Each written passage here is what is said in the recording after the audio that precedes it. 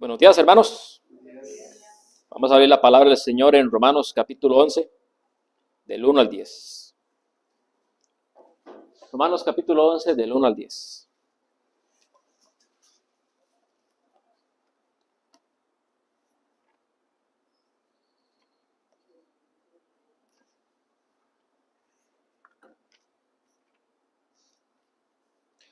Oremos para que el Señor bendiga nuestros corazones y nuestros oídos. Padre Celestial que estás en los cielos, te alabamos y te bendecimos y te rogamos que por medio de tu Santo Espíritu nos ayudes a amar a tu Hijo, que la persona de tu Hijo nos cautive, nos llene, Señor, nos reconforte, Padre Celestial. Ayúdanos a amarte, ayúdanos a seguirte, Señor, y que esta palabra realmente aterrice en una tierra fértil, Señor.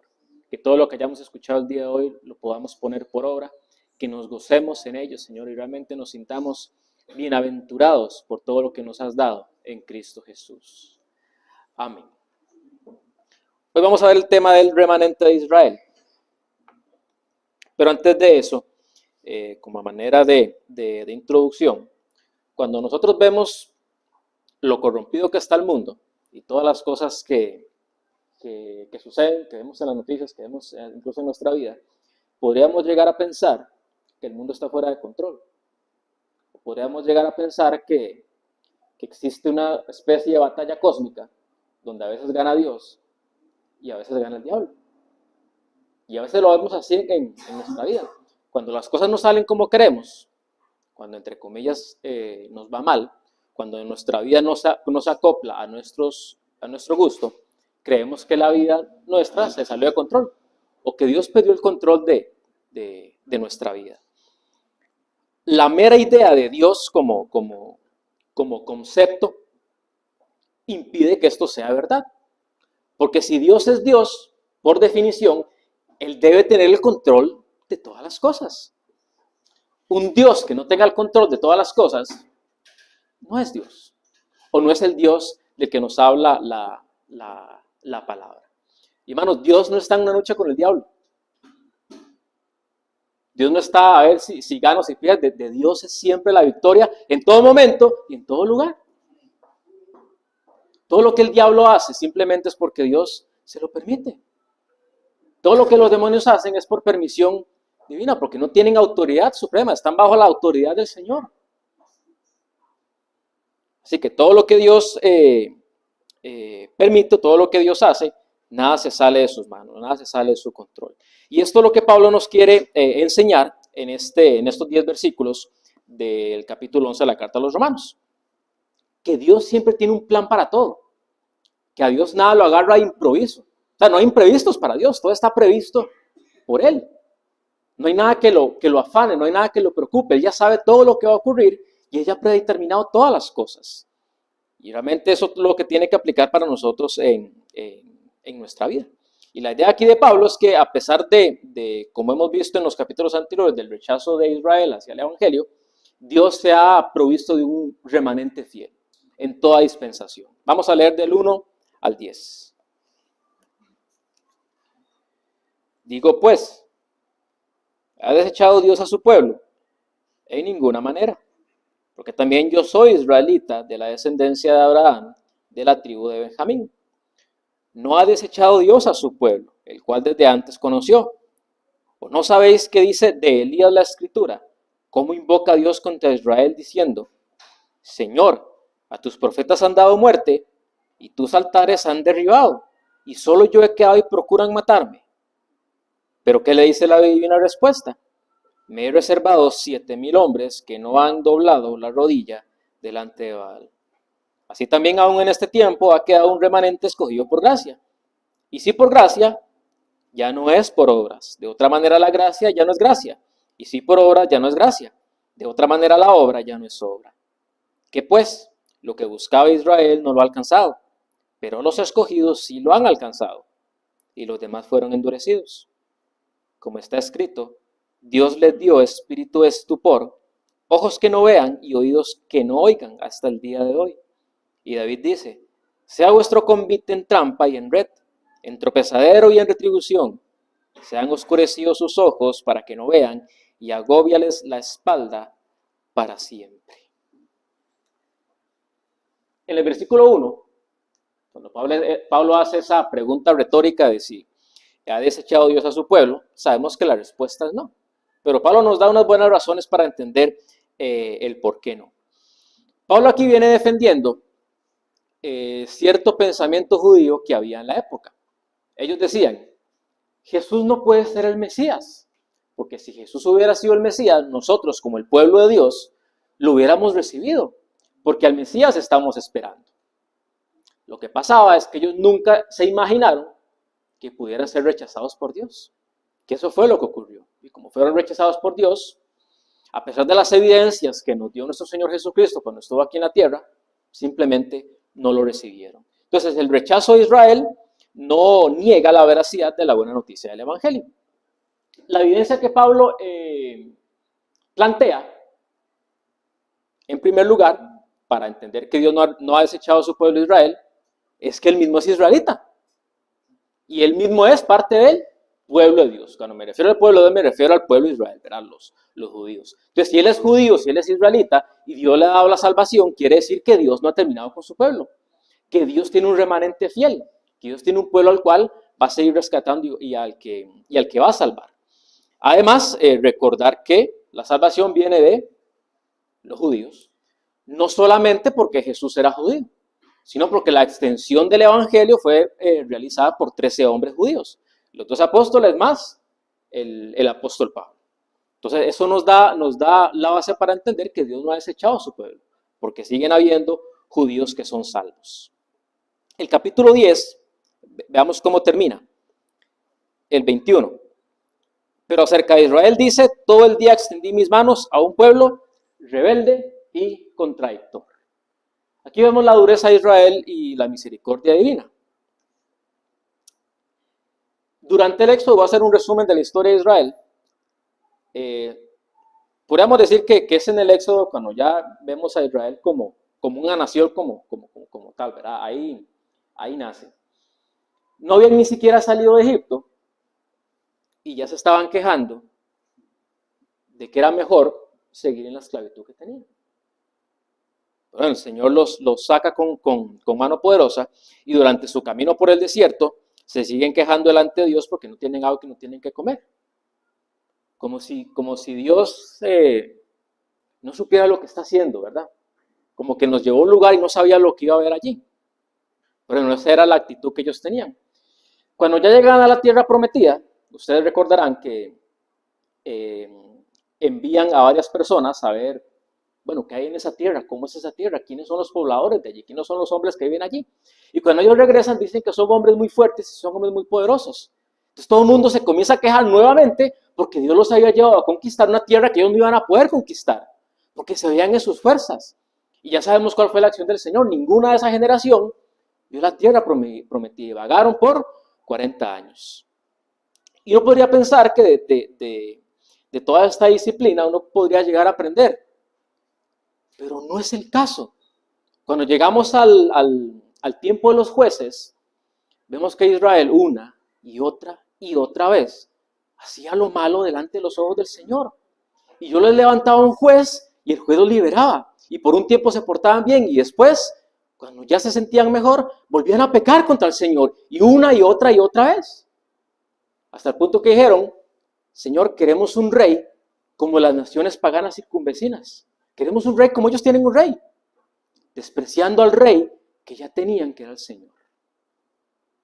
En la época de los reyes no ocurrió nada diferente. Hasta el punto que el reino se divide, ¿verdad? Y nuevamente, el pueblo cayó una y otra vez en idolatría hasta que fueron llevados al cautiverio por Asiria y por Babilonia. 70 años. El pueblo regresa y podríamos decir, ahora sí entendimos, ahora sí entendieron. Ahora sí vamos a amar al Señor porque vemos lo que nuestros pecados provocan. Pero cuando estudiamos Malaquías, nos damos cuenta de la frialdad y la religiosidad en que el pueblo otra vez había caído. Exactamente lo mismo. Y si queremos ver a los extremos de la dureza del corazón del pueblo, bueno, el punto final es el homicidio del Hijo de Dios. el rechazo de Dios en la tierra. O sea, ya habían rechazado a Dios, habían rechazado su voz, habían rechazado a sus profetas, pero estaba Dios allí en la tierra y lo rechazaron cara a cara. Y a pesar de eso, Dios dice que Él no ha desechado a su pueblo. Lo cual es sorprendente. Todos estos relatos, hermanos, que nosotros vemos de la historia de Israel, no son para que nosotros juzguemos a Israel. Porque la verdad del caso es que nosotros juzgamos a Israel y lo hacemos para sentirnos bien. Yo no he hecho lo que ellos han hecho. Nosotros no hemos hecho lo que ellos han hecho. Nosotros no hemos rechazado directamente a Jesús. No hemos visto a Dios haciendo milagros y lo hemos rechazado. Entonces nos sentimos mejor con nosotros mismos. Nuestra conciencia se siente un poco más tranquila. Me siento mejor cuando me comparo con eso. Pero la Biblia no nos manda a compararnos con nadie, sino con nuestro Señor Jesucristo. Estas historias en la Biblia no están para que las juzguemos, sino para que veamos el carácter de Dios en su misericordia. Para que entendamos quién es Dios, para que entendamos la calidad de su amor en comparación con mi necedad y con mi pecado. Entender cuánto realmente nos ama el Señor. Para eso está todo allí. A veces cuando nosotros pecamos, cuando le fallamos al Señor, por nuestra culpa, nos apartamos del Señor en vez de acercarnos a Él. ¿Y saben por qué hacemos eso? Por puro orgullo. Porque consideramos que nuestro propio juicio es mayor que el juicio de Dios. Y no nos acercamos al Señor porque no nos sentimos dignos o merecedores de la ayuda de Dios o que el Señor nos escuche. Hermano, yo le pregunto a usted, ¿cuándo en su vida usted ha sido digno de que el Señor lo escuche o que lo perdone? Nunca. Siempre ha sido por gracia. Así que cuando le fallamos al Señor y nos apartamos por esa culpa, créame que es puro orgullo. Porque el Señor me dice, yo te perdono, y yo sí, pero yo no me perdono. ¿Quién soy yo para no concederme un perdón que el Señor me quiere conceder? Lo que tenemos que hacer cuando le fallamos a Dios es simplemente volver a acercarnos a Él genuinamente, ¿verdad? No es utilizar la misericordia del Señor como un salvavidas para hacer todo lo que yo quiero. En el versículo 2 al 4, el Señor nos enseña que siempre tiene un remanente fiel. Al comienzo del versículo 2 dice, ya Pablo lo afirma, no ha desechado Dios a su pueblo. ¿Y por qué no ha desechado Dios a su pueblo? Porque Dios lo ha conocido. Vamos a primera carta de Samuel, primer libro de Samuel, 12:22. Primera Samuel 12:22.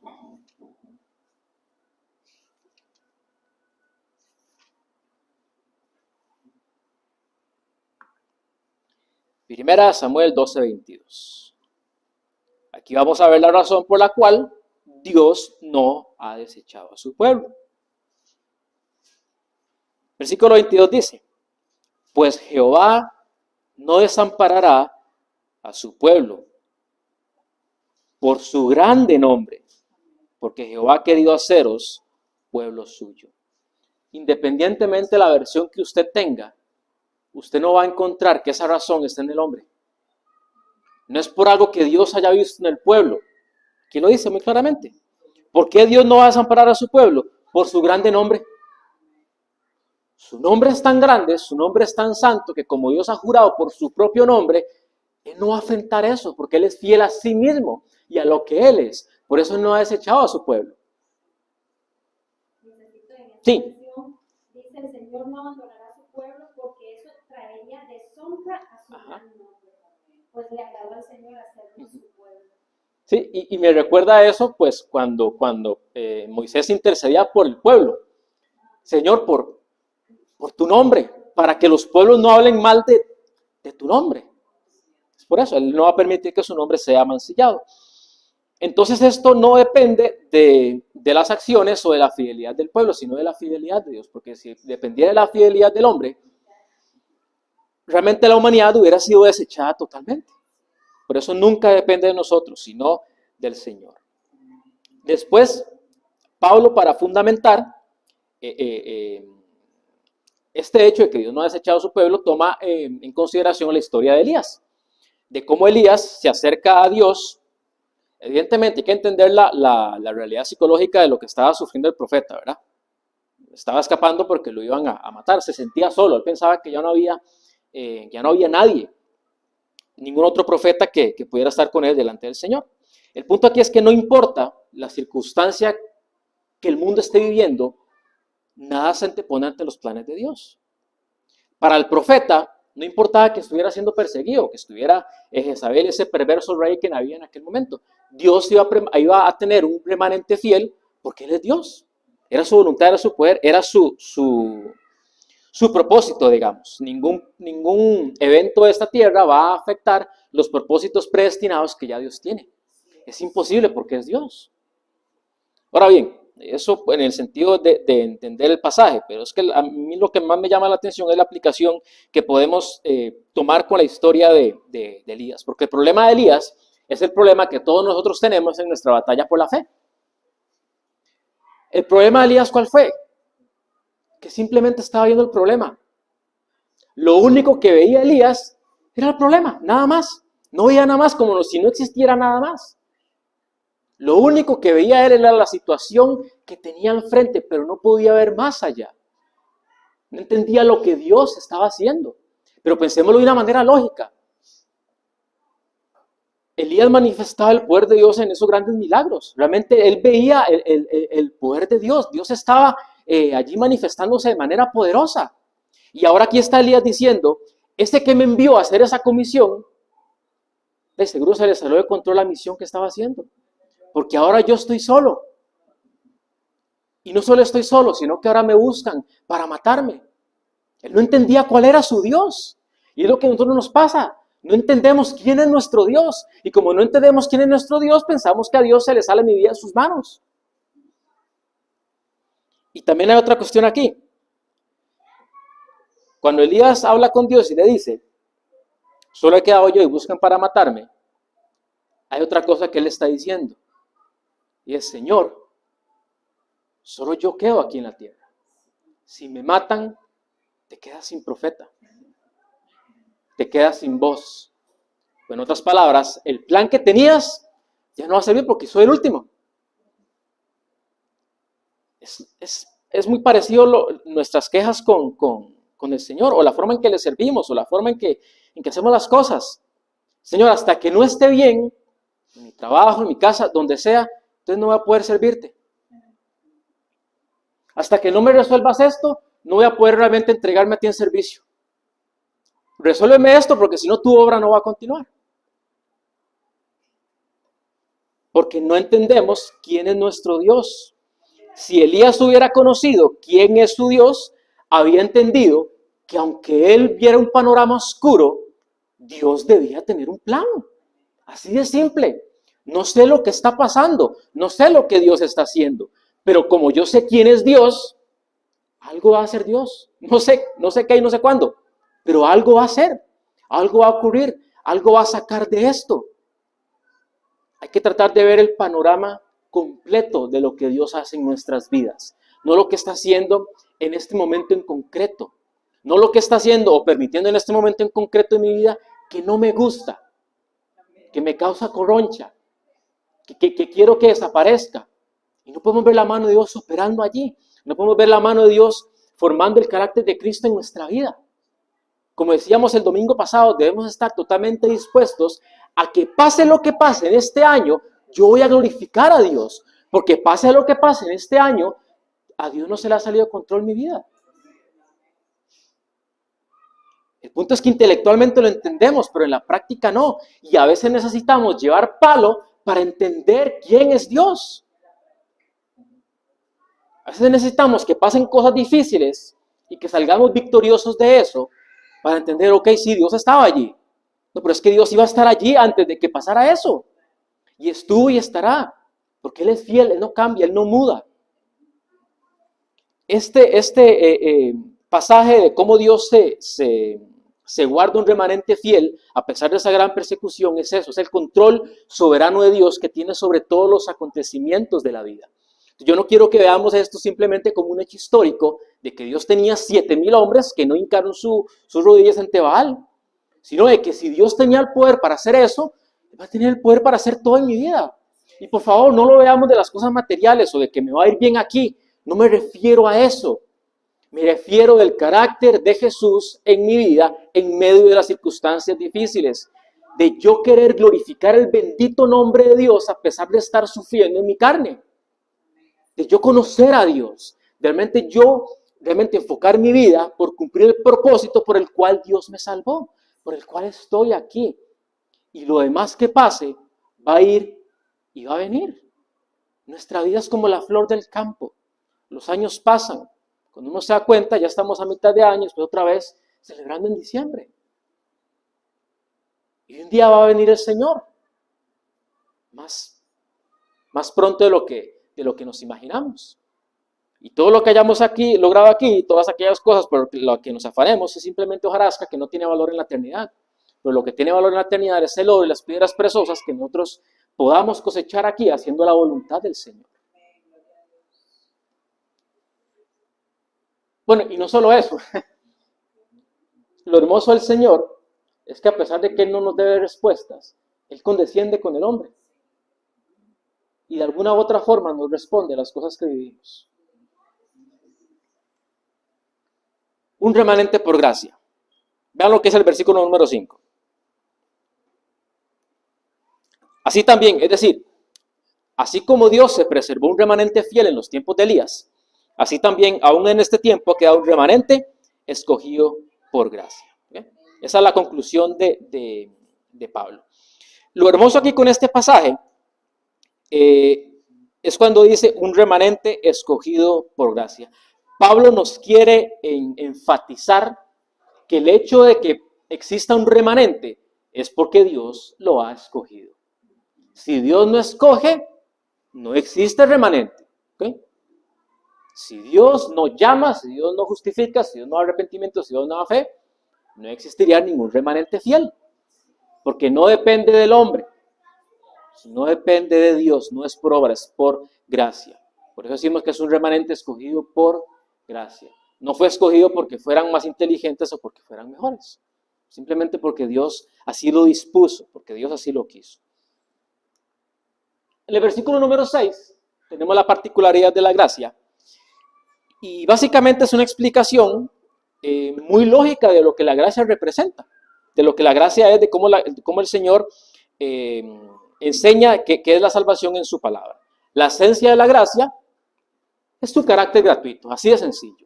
En el momento en que usted a la gracia le mete un poco de obras, dejó de ser gracia. No existe 90% gracia, 10% obra, no existe ni siquiera 99% gracia, 1% obras. La gracia tiene que ser absolutamente pura o no es gracia. ¿Ok? ¿Cuál es el problema? En el mundo existen cualquier cantidad de religiones y cualquier cantidad de grupos de pensamientos y filosofías. Pero solo existen dos realmente. Una religión por gracia y una por obras. Solo existen dos, nada más. Las que son por obras, pues de ahí van a valer un montón. Y la única religión que es por gracia es el cristianismo. Es la única que es única, valga la redundancia. No hay otra religión como el cristianismo. No hay otra religión que ofrezca la salvación de manera gratuita. Todas las demás, hay algo que usted puede hacer o algo que usted tiene que hacer para ganarse el cielo, para ganarse la vida eterna, independientemente de la explicación que las diversas religiones le den. Incluso, la religión que tal vez tiene más peso, la religión romana, es una mezcla imposible de obras y gracia, en el que Dios hace una parte y usted hace el resto. ¿Cómo se asegura Dios de que usted haga el resto? Si fuera así. Porque si usted hace el resto, Jesucristo pudo haber muerto en vano. Hermano, Jesús no murió en vano. Lo que Jesús tenía planificado hacer cuando murió en la cruz del Calvario, lo hizo. Él no dice, cuando murió, ahora la salvación es posible. No, consumado, está hecho. No esperemos que los hombres crean, está hecho. La salvación de los que yo escogí en amor está hecha, nada más. No depende de nosotros, es gracia absoluta, gracia plena. Entonces, la escogencia del remanente es motivada absolutamente por Dios. ¿Okay? El pensamiento judío de la época consideraba la gracia como algo muy escandaloso, porque ellos creían que eran hijos de Dios, porque descendían de Abraham, y porque tenían una religión, tenían un cuerpo de creencias piadosas. Entonces, decirle a personas así religiosas que la salvación es única y exclusivamente de Dios y que es por gracia y que usted no tiene que hacer nada sino solo recibirla, es escandaloso. Porque hay un cierto grado de orgullo cuando decimos, o cuando ellos decían, bueno, yo soy salvo porque yo vengo de Abraham, tengo un linaje judío. Pero es exactamente lo mismo con la religiosidad que nosotros experimentamos. Con la forma en que nosotros desarrollamos nuestra fe.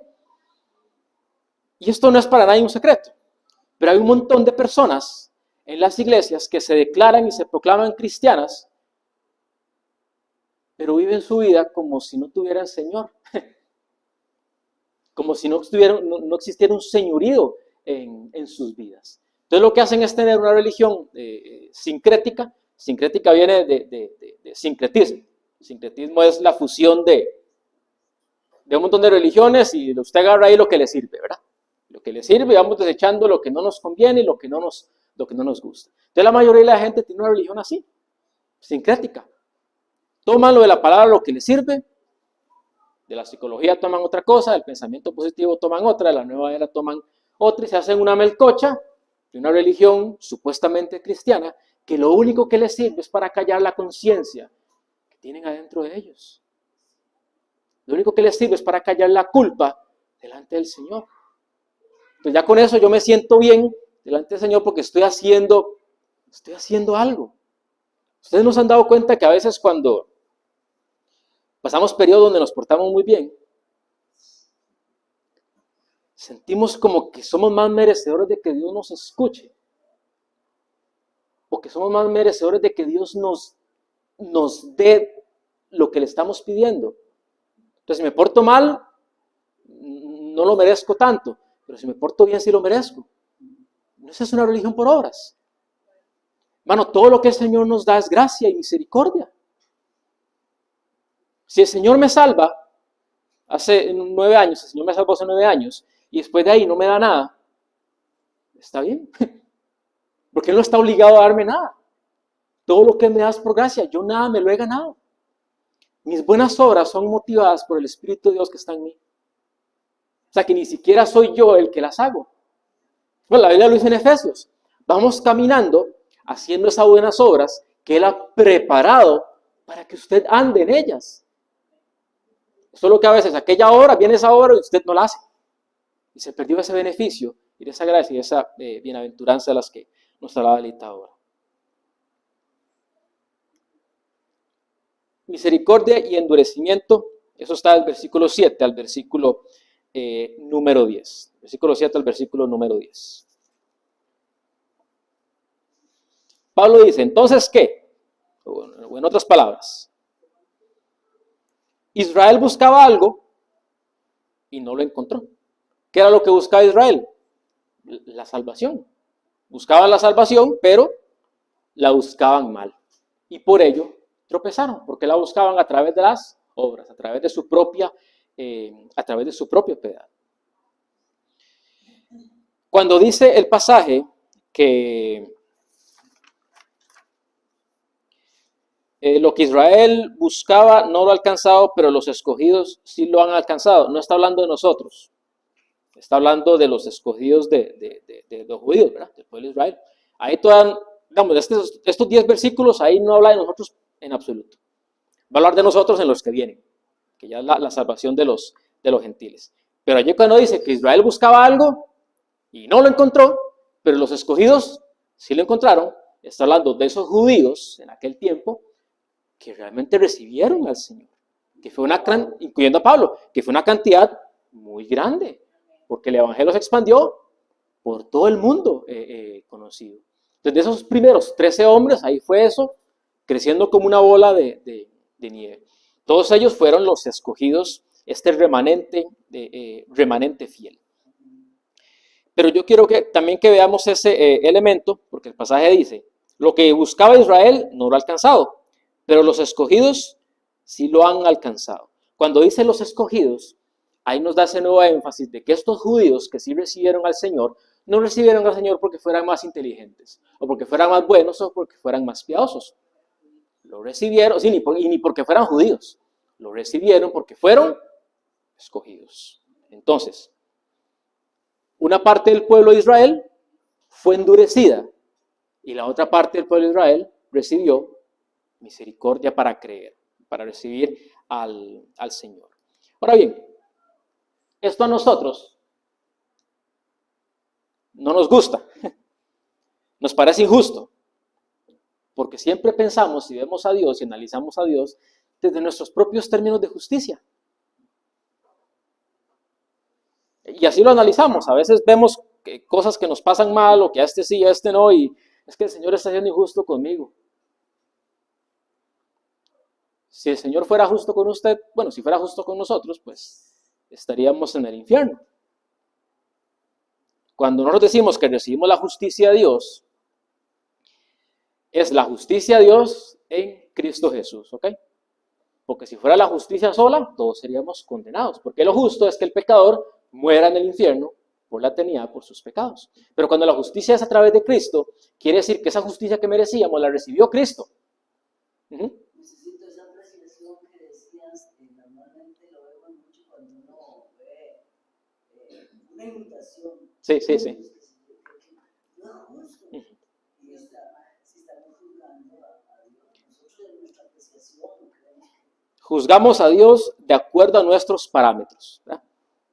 Entonces todo lo que Dios hace lo juzgamos de acuerdo a nuestros parámetros y no a lo que Dios es, porque realmente somos tan orgullosos y tan arrogantes, creemos que nuestra percepción de justicia es mayor que la del juez justo. Hay varios puntos, 3 puntos sobre esto, ¿verdad? Porque a veces lo que nosotros pensamos es que como que hay personas que están buscando a Dios y Dios se los impide. ¿Okay? Entonces, vale 3 puntos sobre esto. En primer lugar, Dios no le debe nada a la criatura. ¿Okay? Entre más pronto nos quede esto claro, usted va a ser más feliz. Dios no le debe nada a la criatura. Por eso Él dice que Él tiene misericordia de quien Él quiera tener misericordia. ¿Okay? Primer punto. Segundo punto, nadie busca a Dios de manera genuina. Pablo lo dice en Romanos capítulo 3. Nadie busca a Dios. Separados de Cristo, la gente busca a Dios porque quiere un beneficio de Dios. ¿Okay?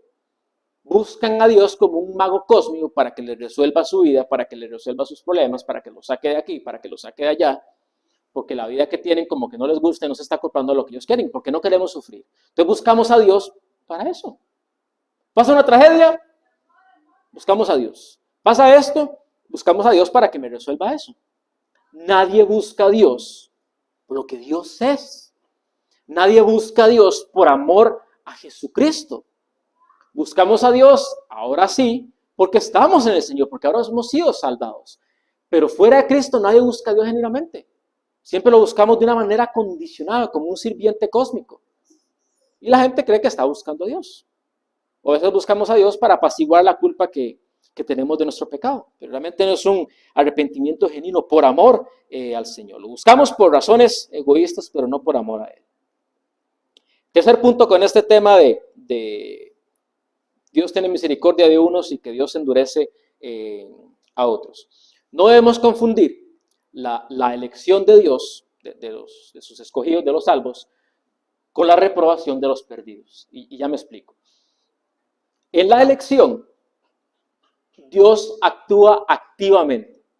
Dios viene e incide en el corazón de esa persona y lo transforma para que esa persona voluntariamente pueda recibir al Señor Jesucristo. ¿Okay? O vuelvo a empezar. Hay una masa de gente, todos son iguales.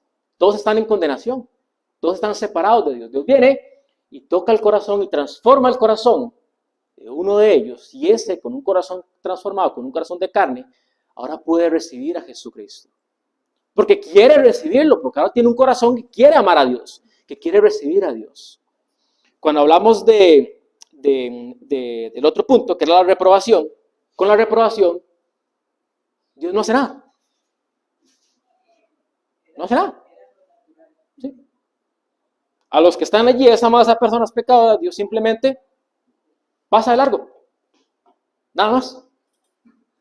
Entonces, en una situación, Dios actúa activamente y en la otra, pasivamente. Simplemente los deja en su estado natural. El estado natural que ellos sí escogieron libremente. ¿Ven la diferencia? Entonces, el hecho de que unos sean endurecidos, otros tengan misericordia, no hay ningún tipo de justicia. De hecho, es lo más justo que debería haber. Ahora bien, con el tema del endurecimiento, que es parecido al de la reprobación, también hay confusión. La confusión está porque pensamos algo muy similar. Pensamos que hay un montón de personas que quieren amar a Dios con todo su corazón y Dios los endurece para que no puedan. Eso no es lo que pasa. Endurecimiento, lo que quiere decir son dos cosas. En primer lugar, que Dios extrae, si pudiéramos decirlo así, o apaga, no sé cómo, qué término utilizar, la gracia común que tienen todas las personas. La gracia general, esa gracia común por medio del Espíritu Santo, es lo que retiene y contiene la maldad del ser humano. Si ustedes han visto en la historia cómo personajes han llevado a cabo pecados muy gruesos o acciones muy malignas, llenas de maldad, es porque esa gracia contenedora de su maldad ha sido retirada, revelando lo que ya hay en ellos de manera innata, ¿okay? De manera intrínseca en su propio ser. Entonces Dios no está haciendo ninguna injusticia, no está poniendo mal en sus corazones, simplemente está retirando como una cobertura. Usted es así, ¿ok? Entonces significa en primer lugar eso, Dios haciendo a un lado esa gracia común que retiene esa maldad. Y evidentemente cuando eso ocurre, ¿qué va a pasar? El corazón se endurece. Dios retira su gracia común y lo otro que hace es entregarlos a su pecado. Entregarlos a lo que ellos ya son por su propia naturaleza y por su propia libre voluntad de escoger. En Romanos capítulo 1, del 18 en adelante, y esto aplíquelo para su vida de la forma que usted considere pertinente, se nos dice que las personas que retienen la verdad de Dios, que las personas que retienen el consejo de Dios, que las personas que retienen lo que Dios ha dicho, lo que Dios manifiesta en su palabra, son endurecidas. Bueno, el texto dice, y Dios los entregó a pasiones vergonzosas. Y Dios los entregó a una mente depravada. Dios no está haciendo nada. Simplemente les está abriendo la puerta y les dice, vayan. Y Pablo lo dice muy claro. Y allí encontraron las consecuencias de su extravío. Las consecuencias de su pecado. Entonces cuando Dios endurece a un pueblo o a una persona, no es algo como que se le ocurrió de repente. Es algo que ocurre posteriormente o como el punto final después de que con anterioridad Dios ha llamado una y otra y otra y otra y otra vez y pidiéndoles que se arrepientan. Bueno, pidiéndoles no, exigiéndoles que se arrepientan. Y no han querido una y otra y otra y otra vez. Simplemente cada vez que no han querido se endurecen más y son entregados al pecado. Son entregados a lo que ellos mismos ya son. ¿Cómo lo aplicamos para nuestra vida? Bueno, es que Dios a nosotros nos dice un montón de cosas.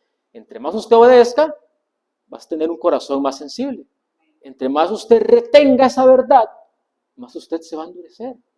Y usted encuentra ahí cristianos avalando cosas o justificando cosas y usted dice, pero ¿cómo es posible?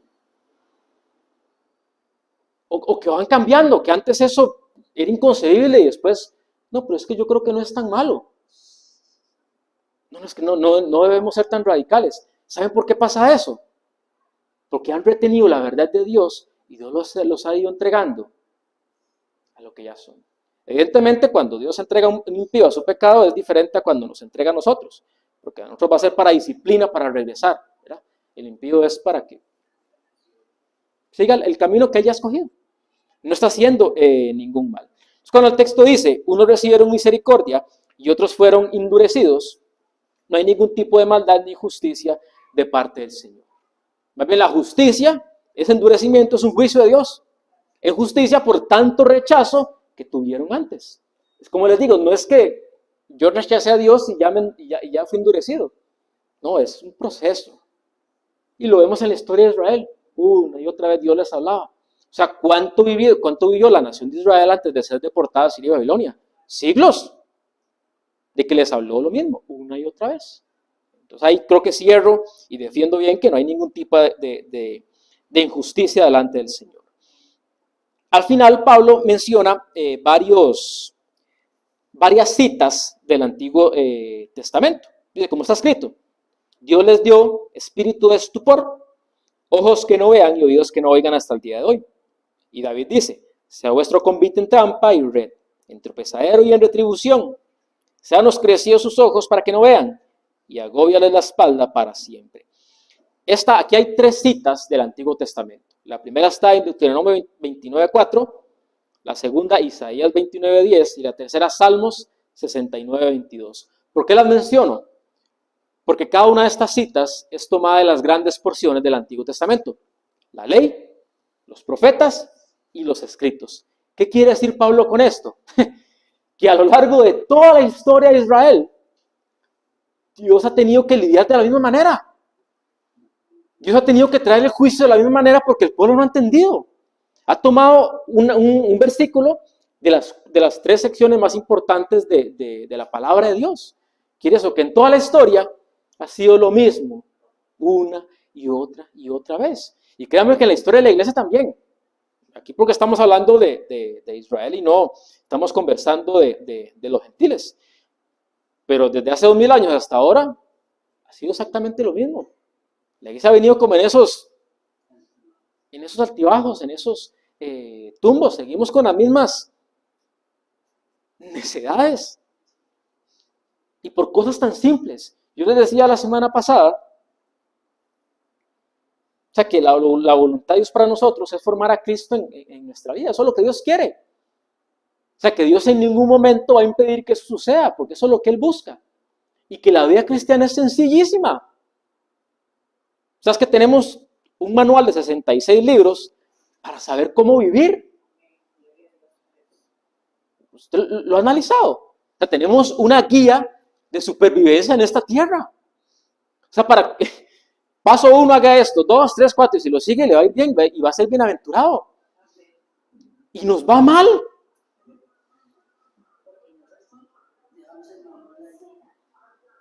¿Y por qué nos va mal? Porque queremos que nos vaya mal.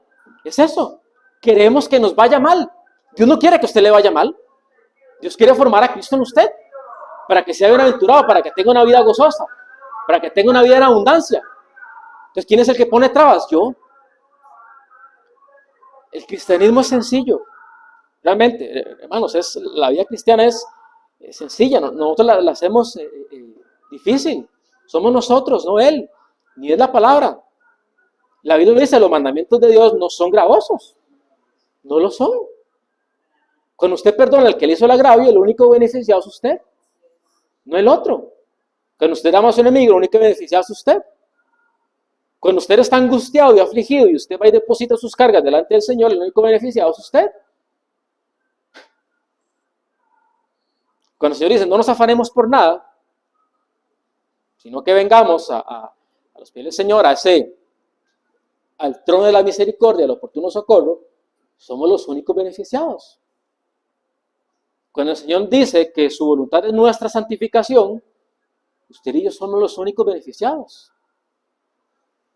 Yo sé que usted y yo pecamos y le fallamos al Señor. Pero yo estoy seguro que cuando usted peca, usted no se siente satisfecho y no se siente feliz. Siempre viene ese arrepentimiento de otra vez le falla al Señor. Hombre, si se siente feliz, no nació nuevo. Entonces Dios quiere librarnos de eso, de esa ausencia de paz cuando le fallamos a Él. Y está en esa búsqueda constante del Señor. Cierro con esto. lo que más rescato de todos estos versículos es lo que mencionaba al comienzo, es eso que no terminamos de entender, que no terminamos de aceptar, que no terminamos de saborear, que es el control soberano de Dios sobre mi vida. Hermanos, yo pensaba ahora en la mañana, realmente no sé qué va a pasar este año. No lo sé. Y humanamente da miedo. No sabemos qué va a pasar. Es que de un momento a otro usted recibe una mala noticia. Es que una situación mala no se viene preparando. Simplemente pasa. Un accidente no se viene gestando ahí, que usted lo puede prevenir, no, ocurre y ya. Una enfermedad en el cuerpo puede ser que ocurre en un largo periodo, pero usted no se da cuenta hasta que le comienza a doler aquello. Yo decía, Señor, el temor que sentimos, la inseguridad que tenemos en esta vida, es simplemente porque no confiamos en que tienes el control. Porque yo no sé lo que hay detrás de la montaña, pero el Señor sí. Cada día de este año, cada mes, cada circunstancia, ya el Señor la sabe. La Biblia dice que Él ha escrito nuestra vida en su libro. Todo momento, todo día. Por eso les decía ahora, tenemos que estar dispuestos a que pase lo que pase, yo le dé gloria al Señor. Yo alabe su nombre, porque no importa lo que ocurra, no se ha salido los planes del Señor. Es algo como que hay que mentalizar y darle una y otra vez. Porque ¿qué es lo que pasa? Que yo ahorita me siento fortalecido pensando en esto. Genuinamente. Pero si yo lo dejo de masticar, si yo dejo de alimentarme de esto, cuando ocurre una situación mala, me voy a sentir mal, voy a sentir feo. Evidentemente Dios en su misericordia vuelve y nos trae con otro mensaje a volver a caer allí. Pero todo esto es un tema de prevención. Yo estoy previniendo lo que va a venir, lo que está por venir y que no podemos evitar. Y saber eso, que Dios lo permite. Ojo, y ya ahora sí termino con esto. Dice, usted pecó y le pasó algo malo, hombre. Ok, ¿verdad? Es que a veces sí quiero hacer la acotación porque van a pasar cosas en este mal y muchas son consecuencias de nuestras decisiones. O sea, ahí no vale. No, igual el Señor nos perdona y nos consuela, ¿verdad? Cuando uno se arrepiente. Pero yo me refiero a esas cosas que no podemos controlar. Esas pruebas que necesitamos para conocerlo a Él. Esas situaciones, llevar palo que yo necesito para que Dios pula mi orgullo, para que Dios me dé humildad, para que Dios pula esa falta de confianza, para que Dios me enseñe a depender más de Él, para que Dios me ayude a ver que Él es mi tesoro, que Él es mi Dios por siempre. Amén. Oremos. Gracias te damos, Señor, por tu bendita palabra, por tu bendita persona, por lo bueno y maravilloso que tú eres. Eres grandioso, Señor, y como cantábamos ahora, tu nombre es poderoso, tu nombre es hermoso, tu nombre es incomparable. Gracias porque hoy nos permitiste, Señor, celebrar tu bendita cena como un reflejo de lo que vamos a disfrutar en las bodas del Cordero. Te alabamos y te bendecimos, Señor, y te rogamos que realmente entierres esta palabra en nuestro corazón, Señor, y que la podamos vivir. Que realmente, Señor, que realmente pase lo que pase en esta tierra, pase lo que pase en nuestra vida, te demos gloria, Señor, te demos alabanza, podamos utilizar todas aquellas circunstancias para ver tu obra en nosotros, utilizar todas aquellas circunstancias, Señor, como un trampolín para predicar tu nombre, para predicar a las personas que nos ven que en Cristo está la victoria, que en Cristo está la fortaleza, que en Cristo está la consolación, que en Él tenemos todo lo que necesitamos en nuestra vida y que todo lo que perdamos en este año, Señor, que todo lo que perdamos en estos días, no nos afane porque te tenemos a ti, nuestro tesoro por siempre. Amén.